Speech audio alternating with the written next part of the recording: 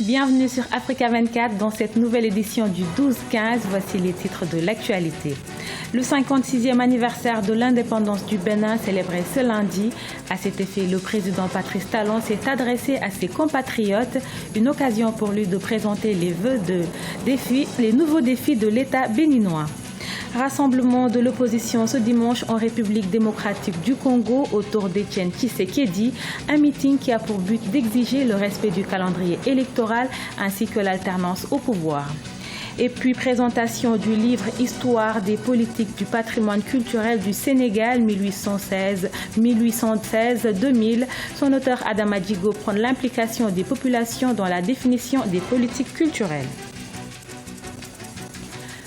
Le Bénin célèbre ce lundi son 56e anniversaire d'indépendance. À cet effet, le président Patrice Talon s'est adressé à ses compatriotes, une occasion pour le premier magistrat béninois de revenir sur les contours de son programme de développement.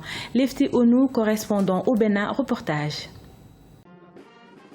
À l'occasion de la célébration du 56e anniversaire de l'indépendance du Bénin, ce 1er août, le président Patrice Talon s'est adressé au peuple béninois.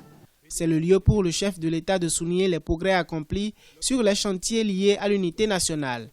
Selon le premier magistrat, plus d'un demi-siècle après l'indépendance, beaucoup reste à faire, notamment sur les plans économiques et sociaux. Il propose donc une reconquête des libertés et du développement.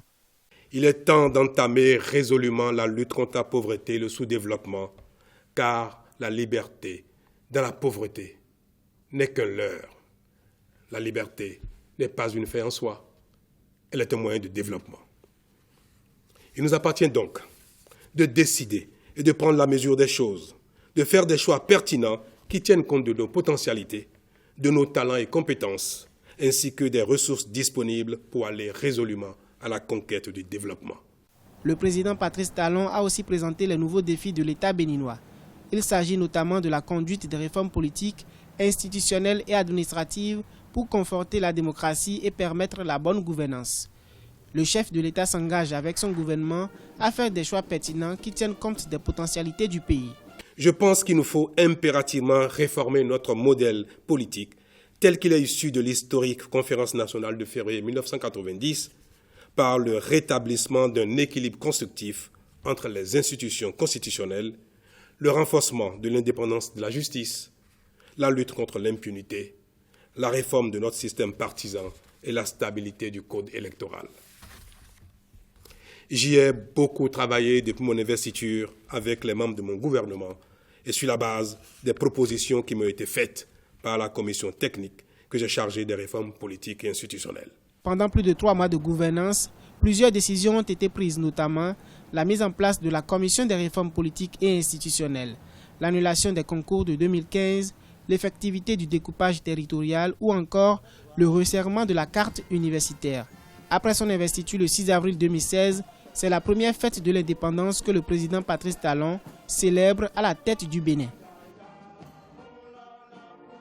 Rassemblement de l'opposition congolaise ce dimanche à Kinshasa. Étienne Tshisekedi a prononcé un discours réclamant les élections dans le délai légal.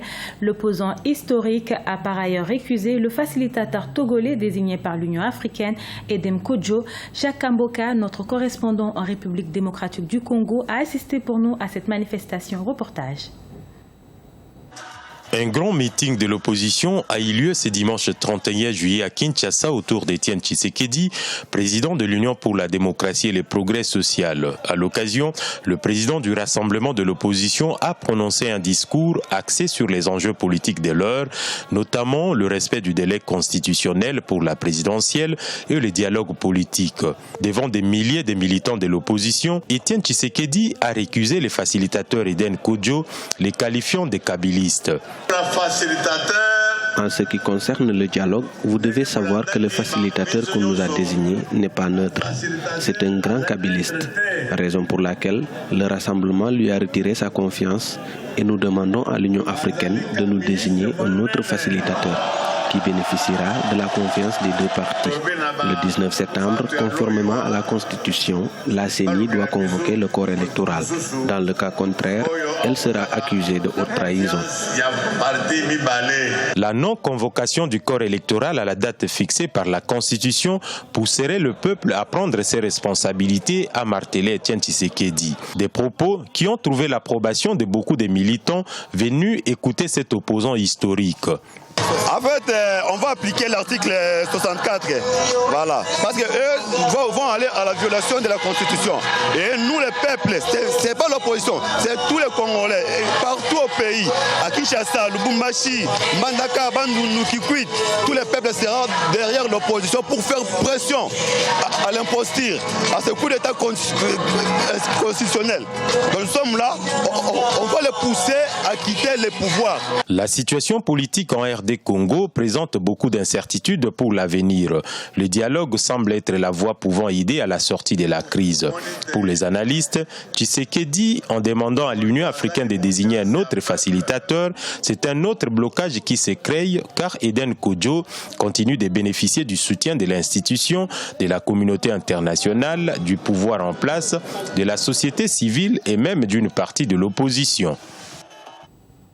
Les autorités guinéennes restent optimistes sur la hausse des investissements dans le secteur minier dans les années à venir, malgré une dépréciation des prix de certaines matières premières sur le marché international. Des conventions ont été signées à ce propos. C'est un reportage de notre correspondant en Guinée, Emmanuel Milimono. Le secteur minier est le secteur clé de l'économie nationale guinéenne.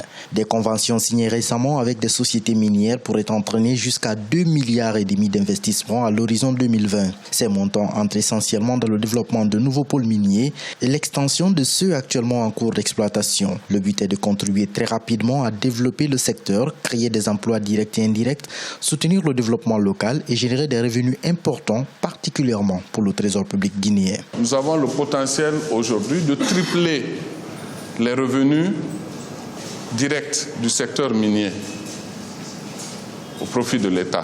Le potentiel de création d'emplois est de plus de 10 000 emplois directs et indirects à l'horizon 2020. Ça, je parle de nouveaux emplois.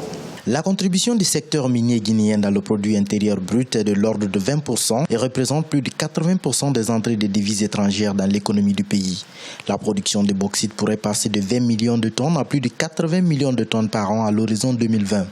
Parmi les avancées notées ces derniers temps, la négociation de la convention de base de la société Alufer pour 185 millions de dollars d'investissement prévus, la signature de la convention de base amendée de la société aurifère de Guinée SAG pour 400 millions de dollars, dont 117 millions pour la première phase. Il s'agit d'investissements, d'engagements concrets sur des projets immédiats. La situation est d'une manière générale difficile, mais la Guinée tire bien son épingle du jeu. Parce que malgré ce qui se passe sur le marché international, tous ces investissements-là sont en train d'être réalisés en Guinée aujourd'hui. Outre ces projets, on peut aussi citer l'approbation du financement de la première phase du projet d'extension de la compagnie des bauxites de Guinée CBG de l'ordre de 643 millions de dollars de financement immédiat et l'approbation du financement de la première phase du projet Guinea Alumina Corporation GAC à hauteur de 1,4 milliard de dollars. Cet engouement a été obtenu grâce au programme d'assainissement du cadastre minier qui a permis de retirer 149 permis sur 600 à certaines sociétés minières qui ne remplissaient pas les conditions. Le président Jacob Zuma invite les Sud-Africains à voter pour le Congrès national africain lors des municipales prévues mercredi 3 août. Ce scrutin s'annonce décisif. Suite à plusieurs scandales, l'ANC, le parti au pouvoir, pourrait perdre plusieurs villes clés.